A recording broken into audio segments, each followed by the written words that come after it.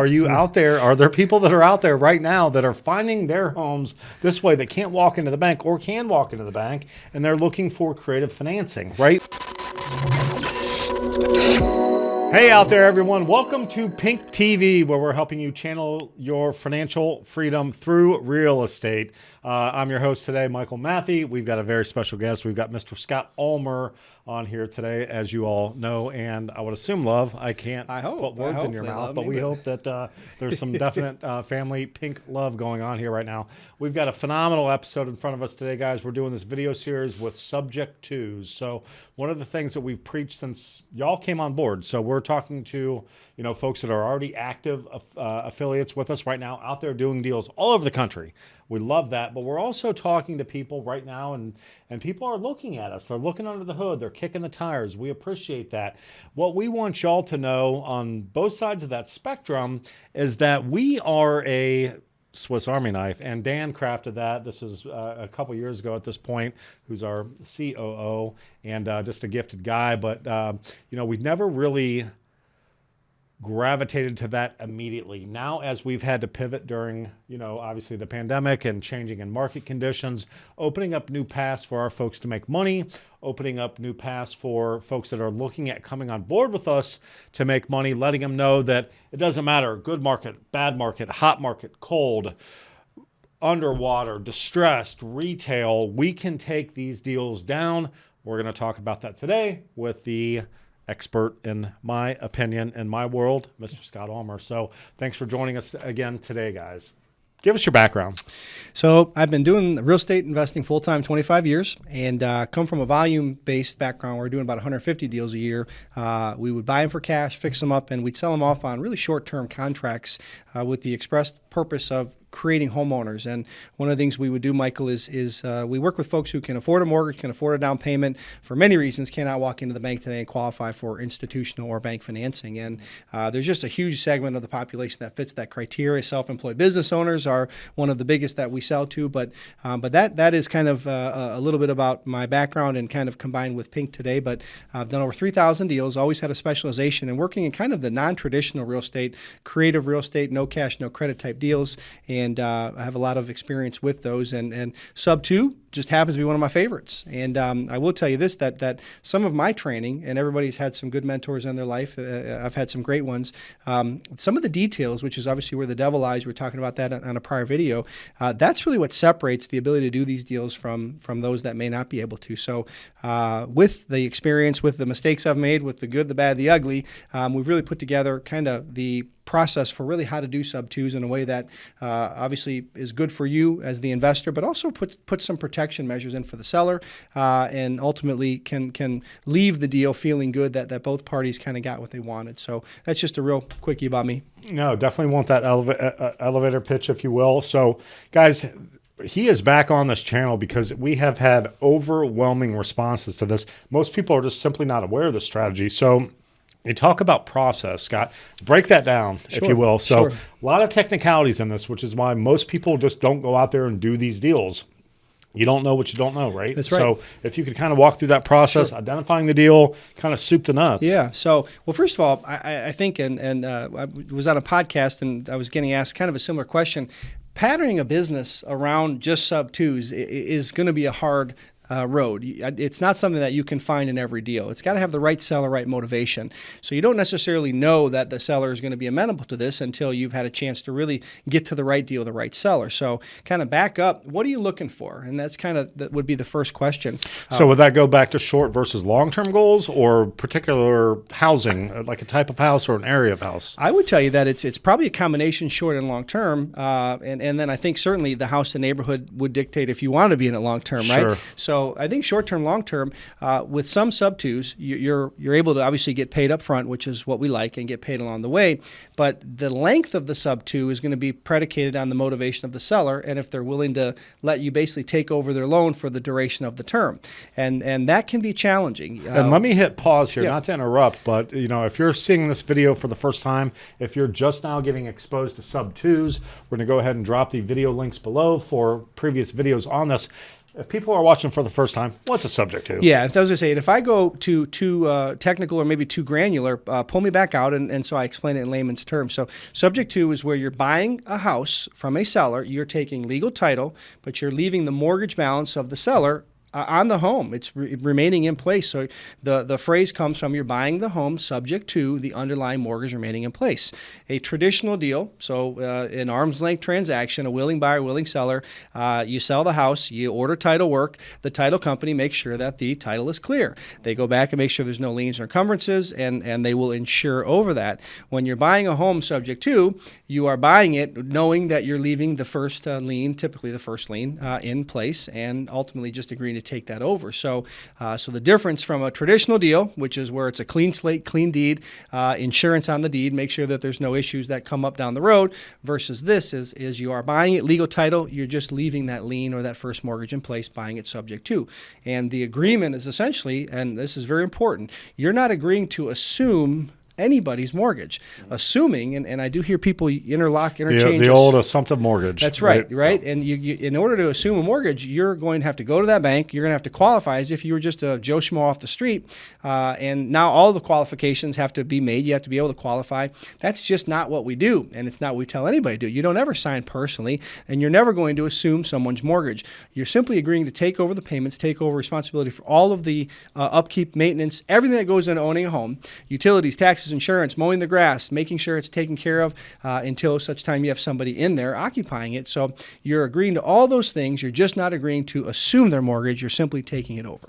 Now, interesting, and this kind of just popped in my head here, and it's not that I haven't thought about this before. So we're talking to investors out there that are ultimately looking to try and build up their either short or long-term portfolio.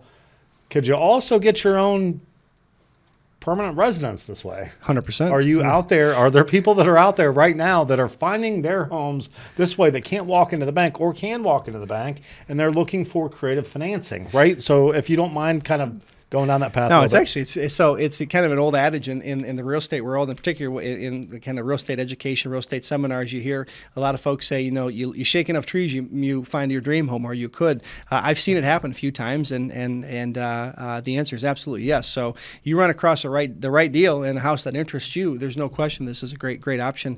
Again, whether you're able to take it subject to or not is going to depend on the motivation and the situation of the seller. But absolutely, and that's one of the things that we don't talk about a lot, is you can absolutely find your dream home when you're out there shaking the trees for opportunities. I love that. And we've had multiple people that have gone out there and gotten literally their dream home with $0 out of pocket. Yeah. It doesn't get much cooler than that. No. It's been pretty exciting over the years to see, who finds what and kind of the evolution of that. So let's break it down. So if I'm looking at a deal on paper right now, I'm looking at, obviously these are going to be more geared towards, actually, I don't want to go ahead and give you your answer. Is this multifamily? Is it single family?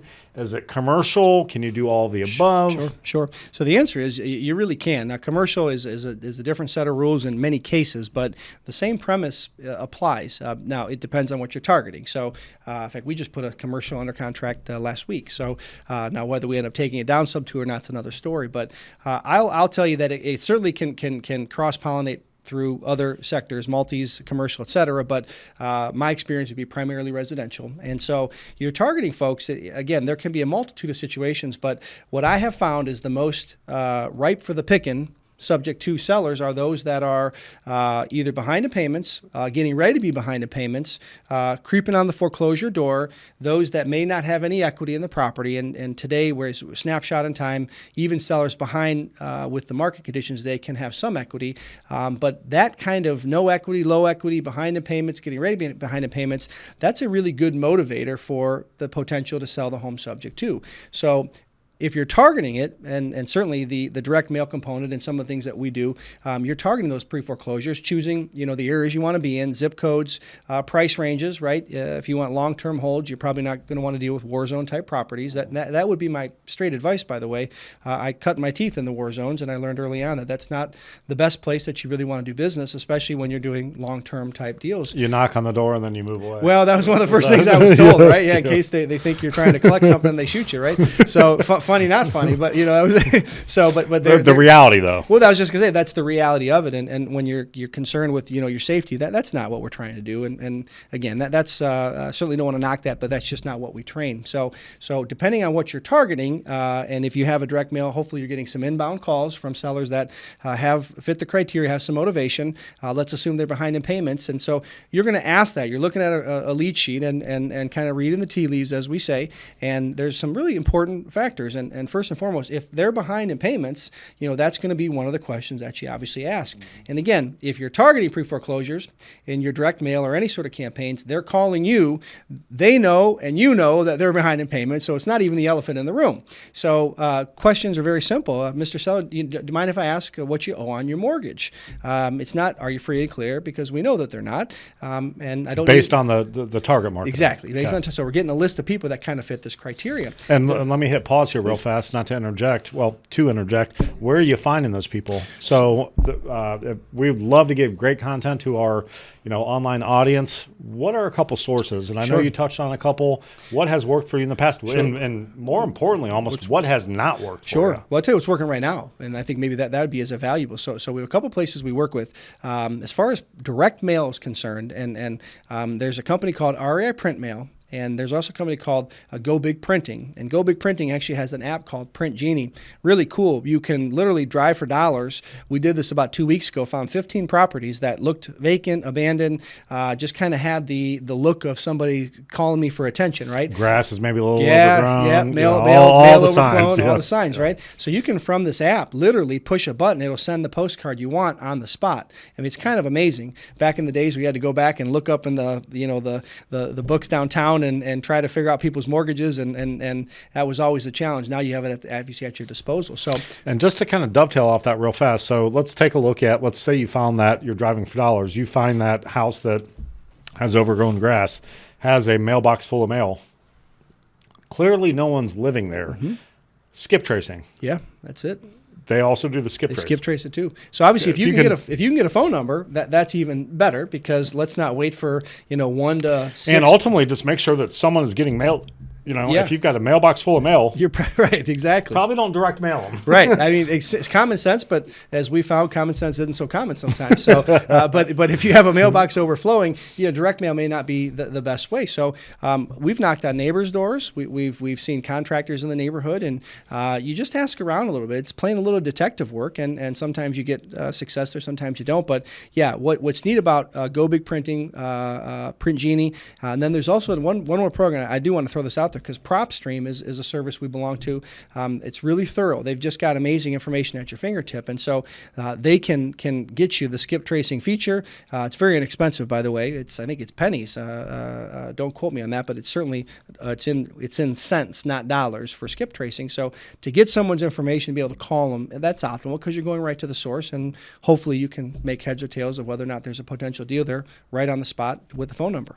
Yeah, and guys, I think it's important for you to know out there, and everything that we talk about here on the channel, none of them are get-rich-quick schemes, right? None of them are you rolling out of bed, working 3 hours a day, and all of a sudden you're a millionaire, right? So he's giving you the keys to the castle, right? This is the blueprint. This is what we follow. This is how we find. This is how we uncover. This is how we take the deals down. But it is proactive. You are not laying on the couch making money on these deals. You're either going out there doing direct mail, you're knocking on doors, right? I mean, not everyone wants to do that. No. So if you don't want to do that, might not be the right business model for you if you're looking to uncover these type of sub-2 deals. But to own a property that's $200,000, $300,000, $400,000, $500,000, $1 million, depending on the market that you're watching from right now, to be tenacious and go out there and put in that legwork, that elbow grease to make that kind of money in the long term, if you can't see the light of doing that, you're in the wrong game. Go work at 7-Eleven. Go do something that's not going to require a tremendous amount of effort, and you get that guaranteed paycheck. If you're looking to break through those molds, if you're looking to have legacy wealth, if you're looking for substantial gains on your deposits, on your savings account, your checking, your investments, year in, year out, It's going to take tenacity like this, and in many cases, it's going to take you following a blueprint, which is what PINK follows, or which is what PINK offers. So that being said, what are some bad ones that you've taken a look at? What has tried and failed? And we're not trying to throw people under the bus here. You might not necessarily have to give even names out if you don't feel comfortable with that, but why have they not been successful? There's a million of them out there. Yeah, there's a million of them out there. Well, I did a podcast for another show about 2 weeks ago, and I shared with them what was important to us is giving, and this is a little detailed, so I don't want to kind of talk over, but we give our sellers measures of protection. So when a seller deeds us the home, so they give us legal title, they really have no recourse, and they don't know what they don't know. So again, we're big believers in setting people up for win-wins, and we want to give them some measure of security, and not so much that we're not going to make the payments. We don't go into these to not make payments. Obviously, this is a moneymaker for us, but what if we fell off the face of the earth? What happens if we got hit and killed by the proverbial bus? So if I'm a seller, my concern isn't so much, are you going to make my payments and take care of the home? Are you going to fall off the face of the earth and I'm never going to see you again? And so because they don't know what they don't know, we offer two really, really awesome measures of protection for the seller, one of which gets them to say yes almost every time under the right circumstances, right? Nobody really knows those things. And so I was sharing this very openly on this last podcast, and the gentleman who is a long-term guy, been in the business 20 years and done a lot of deals, was pretty taken aback by the measure of protection that we offer, just didn't know what he didn't know. So I think that you've got to make some mistakes in there. You got to kind of get the rejection and hung up and kind of door slammed in your face to realize what's going to make them comfortable. What can I do to make them comfortable to let me get the deal? And so we've had to be creative over the years and certainly I feel like we've really honed in on what works really well. I think maybe a bad scenario, there's really two things that come to mind. People that understand subject to, investors, it's an amazing tool for acquiring properties for free. And that gives you the opportunity to build long-term wealth and cash flow now without having to put money and or sign for anything personally. That's a pretty cool equation if you really look at it. So because of that, people say, I really want to get into this. I want to learn how to do sub 2. So they identify a property and they get a seller that is willing to say yes, because as we've talked about before, you can't really quantify motivation. How do you go through when someone's dealing with a life situation that's pretty heavy duty? Their motivation is affected by that. It may not make sense to you or I, but it makes perfect sense to them. Because you're not in their shoes. We're not in their shoes. So if you try to understand it and you're sitting around scratching your head saying, well, why would they do that? And it's almost like looking a gift horse in the mouth, right? You don't need to figure out why their motivation is what it is. It's just the way that it is. So all of a sudden they say, yes, they're interested in this. And we have a couple questions that kind of lead them down the path.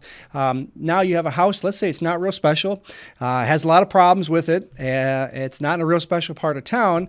All of a sudden I'm looking at this saying, am I inheriting a liability more than an asset? If I have to come in here and not only, close the property, and that's going to cost me a few dollars, but now the house needs work and it's not in a real great part of town, and sometimes the air conditioning unit out back gets legs and walks away. So now you have a big expense, right? And so those are things that I think that you would want to all of a sudden you're missing all of your copper wire. Right, exactly, right? And so it's a situation like that I would say, do you really want to close it sub 2? Do you want to take it down? So now what I would advise in a case like that, you have a motivated seller, they've said yes to a sub 2, you put that under contract, and now you go take that to another investor, let them kind of deal with it. You get paid to get out of the way, and you may not take the long dollar on that, but one of the things we love to do is every time a deal comes across our desk, it's how do we make money on it? We're not going to take everyone down.